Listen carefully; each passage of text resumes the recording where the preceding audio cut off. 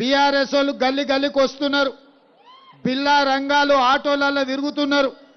బావ బామ్మార్దులు ఇద్దరు కలిసి బిల్లా రంగాలని వెనకటికి దోపిడీ దొంగలు ఉండే, ఆ దోపిడీ దొంగలకు వారసులైన బావ బామ్మార్దులు ఇవాళ ఆటోలలో తిరిగి గల్లీలల్లా మీకు అందరికీ పొర్లుడు దండాలు పెడుతున్నారు.